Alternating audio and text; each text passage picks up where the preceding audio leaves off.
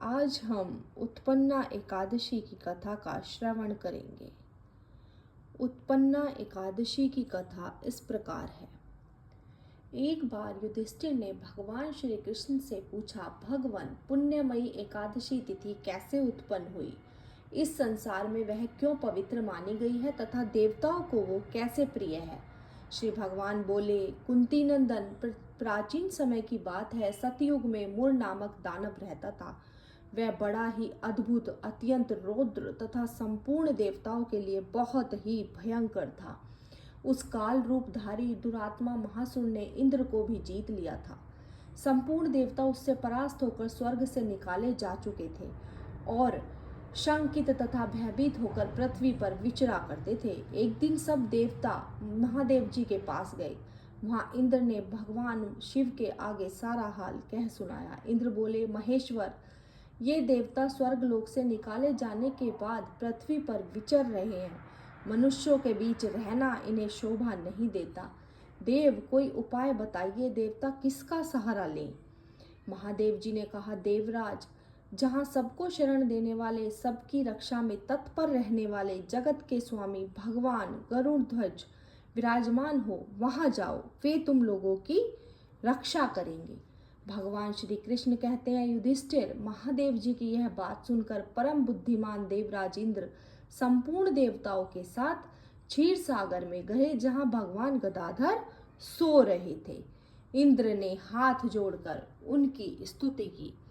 इंद्र बोले, देव देवेश्वर, आपको नमस्कार है। देव, आप ही पति, आप ही मति, आप ही कर्ता और आप ही कारण हैं। आप ही सब लोगों की माता और आप ही इस जगत के पिता हैं। देवता और दानव दोनों ही आपकी वंदना करते हैं। पुंडरीकाक्ष, आप दैत्यों के शत्रु और मधुसूदन हैं। हम लोगों की रक्षा कीजिए। प्रभु जगन्नाथ, अत्यंत उग्र स्वभाव वाले महाबली मुर नामक दैत्य ने इन संपूर्ण देवताओं को जीतकर स्वर्ग से बाहर निकाल दिया है। भगवान देव देवेश्वर, शरणागत वत्सल देवता भयभीत होकर आपकी शरण में आए हैं। दानवों का विनाश करने वाले कमल नयन भक्त वत्सल देव देवेश्वर जनार्दन, कृपा करके हमारी रक्षा कीजिए। इंद्र की यह बात सुनकर भगवान विष्णु बोले, देवराज, वह दानव कैसा है, उसका रूप और बल कैसा है तथा उस दुष्ट के रहने का स्थान कहाँ पर है?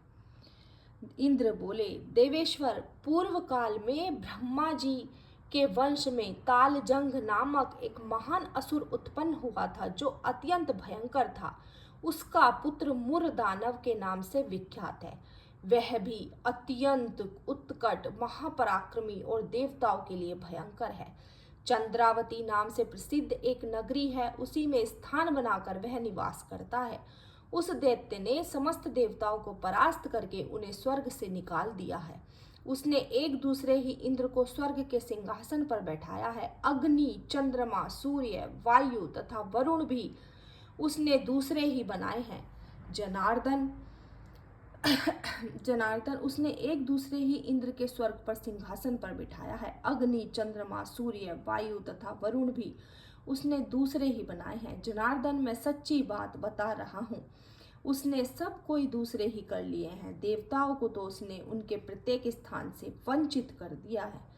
इंद्र की यह बात सुनकर भगवान जनार्दन को बड़ा क्रोध आया। उन्होंने देवताओं को साथ लेकर चंद्रावती नगरी में प्रवेश किया। भगवान गदाधर ने देखा कि दैत्यराज बारंबार गर्जना कर रहे हैं। परास्त होकर संपूर्ण देवता दसों दिशाओं में भाग रहे हैं। अब वह दानव भगवान विष्णु को देखकर बोला, खड़ा रह, खड़ा रह। उसकी यह ललकार सुनकर भगवान के नेत्र क्रोध से लाल हो गए और वे बोले, अरे दुराचारी दानव, मेरी इन भुजाओं को देख। यह कहकर श्री विष्णु ने अपने दिव्य बाणों से सामने आए हुए दुष्ट दानवों को मारना आरंभ कर दिया। दानव वैसे विहल हो उठे। पांडुनंदन, तत्पश्चात श्री विष्णु ने दैत्य सेना पर चक्र का प्रहार किया।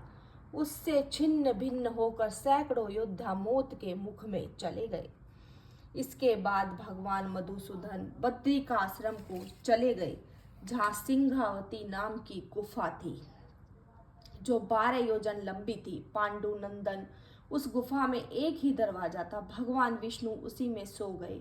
वह दानव मुर भगवान को मार डालने के लिए उद्योग में उनके पीछे पीछे तो लगा ही था, अतः उसने भी उसी गुफा में प्रवेश किया। वहां भगवान को सोते हुए देखकर उसे बड़ा हर्ष हुआ।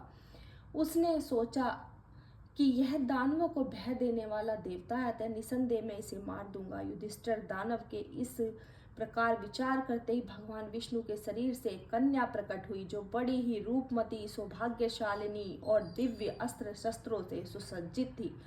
वह भगवान के तेज के अंश से उत्पन्न हुई थी। उसका बल और पराक्रम महान था। युधिष्ठिर दानवराज मुर ने उस कन्या को देखा। कन्या ने युद्ध का विचार करके दानव के साथ युद्ध के लिए याचना की। युद्ध छिड़ गया। कन्या सब प्रकार की युद्ध कला में निपुण थी। वह मूर नामक महान असुर उसके हुंकार मात्र से राख का ढेर हो गया। दानव के मारे जाने पर भगवान जाग उठे। उन्होंने दानव को धरती पर इस प्रकार निष्प्राण पड़ा देखकर कन्या से पूछा कि मेरा यह शत्रु अत्यंत उग्र और भयंकर था, तो तुमने इसका वध किया है? कन्या बोली, स्वामी आपके ही प्रसाद से मैंने इस महादैत्य का वध किया है। श्री भगवान ने कहा, कल्याणी, तुम्हारे इस कर्म से तीनों लोकों के मुनि और देवता आनंदित हुए हैं, अतः तुम्हारे मन में जैसी इच्छा हो वैसा वर मांग लो। उसके अनुसार मुझसे कोई वर मांग लो। देव दुर्लभ होने पर भी वो मैं वर तुम्हें अवश्य ही दूंगा। उसने कहा, कन्या ने कहा, प्रभु यदि आप प्रसन्न हैं तो आपकी कृपा से सब तीर्थों में प्रधान, समस्त विघ्नों का नाश करने वाली तथा सब प्रकार की सिद्धि देने वाली देवी हूँ। जनार्दन, जो लोग आप में भक्ति रखते हुए इस दिन उपवास करेंगे, उन्हें सब प्रकार की सिद्धि प्राप्त होगी। माधव, जो लोग उपवास, नक्त भोजन अथवा एक मुक्त करके मेरे व्रत का पालन करें, उन्हें आप धन, धर्म और मोक्ष प्रदान कीजिए। श्री विष्णु बोले, कल्याणी, तुम जो कुछ भी कहती हो वो सब पूर्ण होगा। भगवान श्री कृष्ण कहते हैं, युधिष्ठिर, ऐसा वर पाकर महाव्रता एकादशी बहुत ही प्रसन्न हुई। दोनों पक्षों की एकादशी समान रूप से कल्याण करने वाली है। इसी प्रकार ये एकादशी की कथा समापन होती है।